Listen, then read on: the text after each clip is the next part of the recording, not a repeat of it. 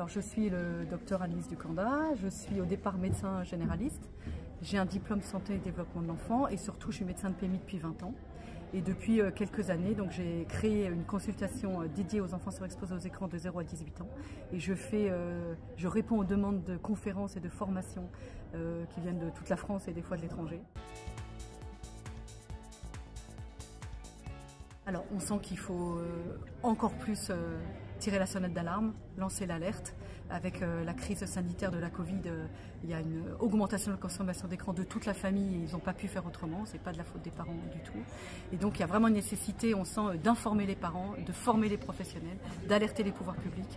Et puis je réponds à la demande du département de Seine-et-Marne qui s'est saisi de ce problème de santé publique.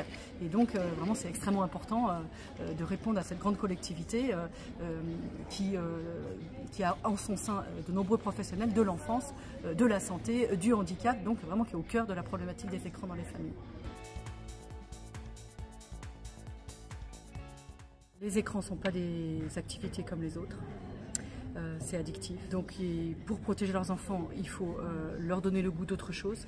Vraiment, pas d'écran avant 2-3 ans. Et puis les contrôler, toujours garder le contrôle sur l'écran. On peut avoir des écrans quand on a plus de 6 ans, mais l'enfant il a aussi besoin d'autre chose.